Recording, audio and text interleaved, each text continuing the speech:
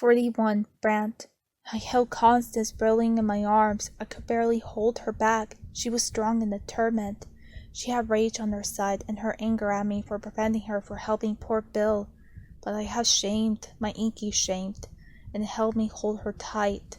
Because if we couldn't save Bill, then at least I was going to save us. He was just standing there. He could have run. He could have fought back. But he just sat there.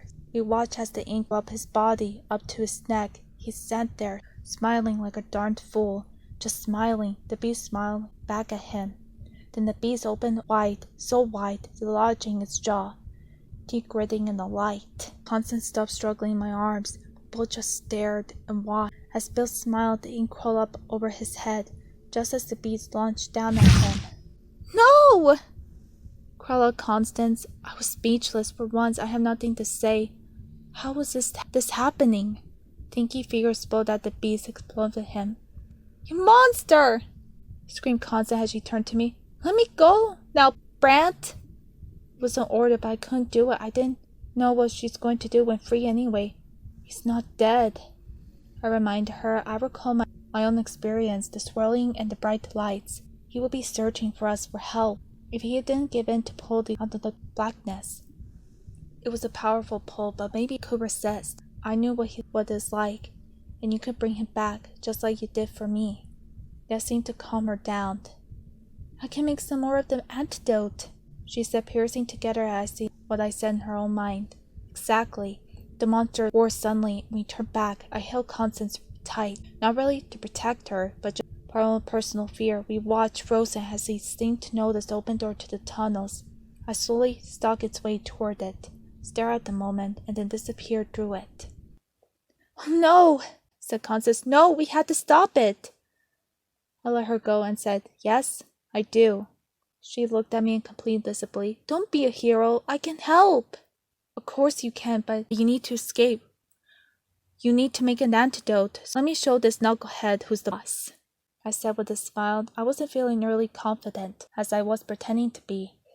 I have no idea how to fight a monster, but I felt I understood it better than she ever could.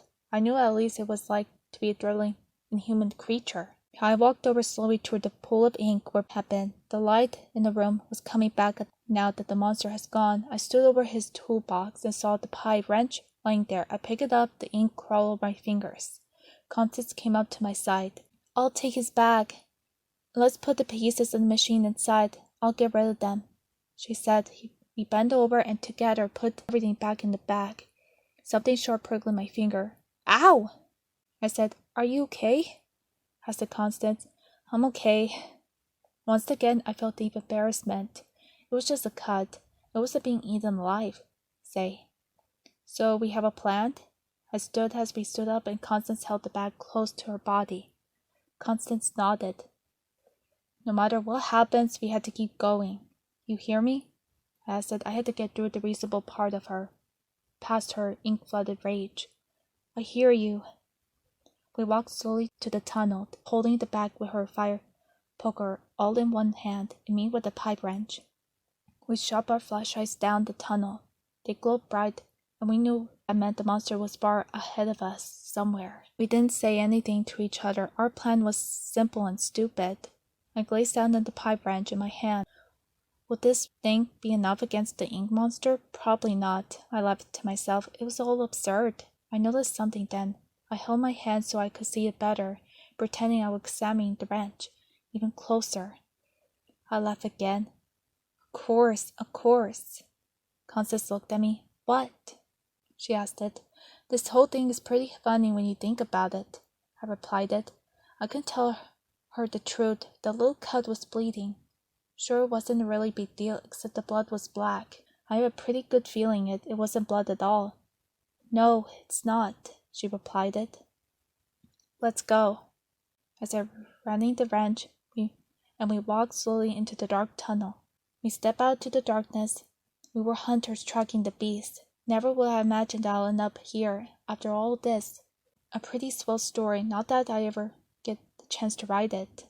We were so quiet, both of us, writing and looking. The blackness was empty in front of us, for now.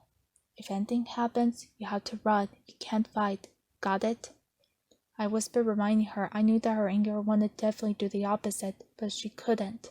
I know, she said. She sounded obviously annoyed with me and instantly wanted to apologize, but it wasn't the time or the place. You run without me. I need to get it back into the room and trap it in there. If I can't, you know. I stopped. The idea kind of scared me. Kill it, she said, finishing the sentence. I guess the idea didn't scare her as much. She had moxie. Disdain, that's for sure. Maybe she should have been the one to take on the beast. I didn't know how much time I had left. I could feel inside me. I could feel the ink in my veins. Should I tell her the truth, that the antidote was only a short-term solution? The light's getting dim, whispered Constance.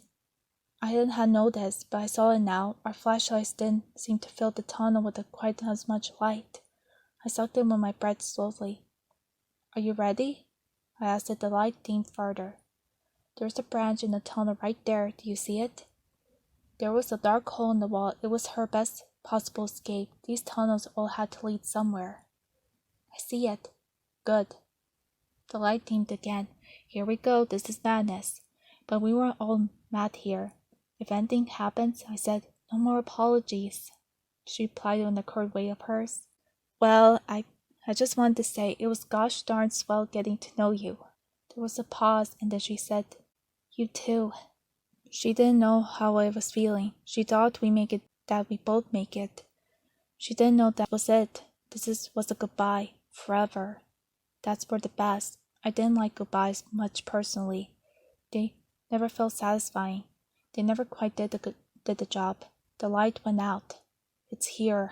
There was a sudden roar, and the monster's on my back, pushing me onto the ground. I could feel its strange wet skin, its claws ripping on my shirt. The ink in my veins seemed to pulse and rush through my body faster.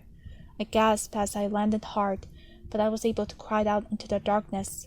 Constance, run! I struggled on the ground and finally was able to twist my body and swing the pie wrench and to hit the monster right in its face. It hauled and stared at me, barely even flinching, and I pulled back almost in confusion, giving me a moment to swing upright, blocking the tunnel's exit. I swing it out again, and it staggered backward.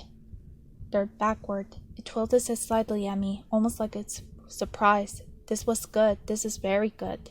I glazed around. Constance nowhere to be seen. That was good too. She was off. She was safe.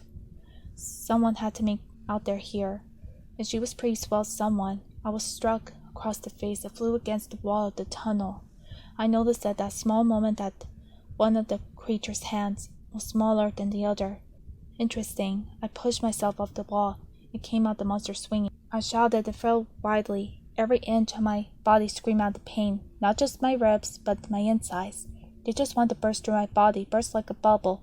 I felt like it was holding on to my skin like a hat that wanted to blow away in the storm, but I could give in.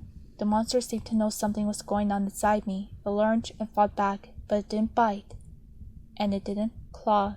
I fell again onto the cold stone ground. It stood above me and roared so loud I thought my eardrums would burst.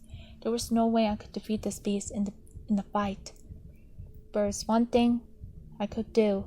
I swung upward with all my strength. The pie wrench hit its mark a few times, causing the creature to howl and swing backward and stop again for a moment, and step upright, staring down at me. Once again, it seemed confused, wondering would I tap it gently with a small metal thing. But there was enough of a pause for me to pull myself up and make my way through the beast's legs and start running. Come on, follow me, you inky devil. I heard it behind me, coming for me. Good. I had to get it back to the machine room. I just had to get there. Then I could let go. I could just let go.